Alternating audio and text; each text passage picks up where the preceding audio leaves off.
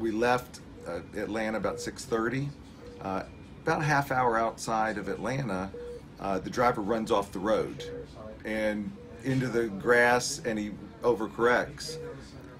Said it was, of course we're in the back of the bus, it's a 25 passenger bus. Said it was a tire or some kind of metal in the road. We didn't really believe him. It seemed like we were wobbling a good bit as we went. Get down to just past Thompson, so I guess right into Columbia County, right into Augusta, and we careened off the side of the road.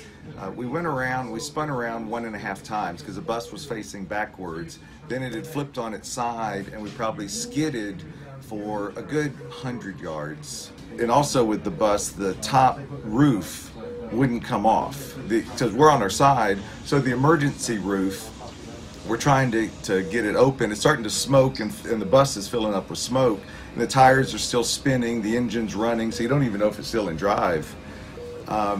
So we take the side windshield, the windows on the side, which are now the roof, and we open those, we get those kicked out. I climbed out of the top of the bus and jumped down and pulled the emergency top off from the outside, and then people started climbing through, but it was a like an 18-inch porthole. I was feeling really bad for all our guests who of course injured, but they were looking forward to an exciting day at the Masters and going to Berkman's place, and we look behind. I'm very disappointed because it's probably delaying a lot of other people's trips that were driving in as well, but everybody, there was no fatalities. You got to look on the positive side of all this.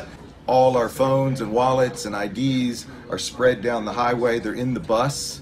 So the State Patrol was trying to get the items out of the bus and get them to the right folks. I happened to just find my phone, which was very convenient, about 100 yards down the road. So I had everybody's names, their cell phones. I could provide that to the emergency crew. We're trying to get some shuttles back to Atlanta now.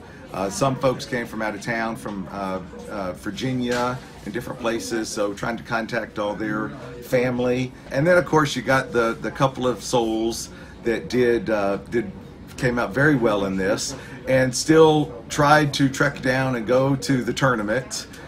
Later to be said, you have to get checked out by the hospital, so they then came to their senses and did come back to the hospital and get checked out. So it's not the way we planned the day, but everybody's alive, and we're thankful for that. And the emergency crew, the hospitals, everybody's just been so fantastic to work with.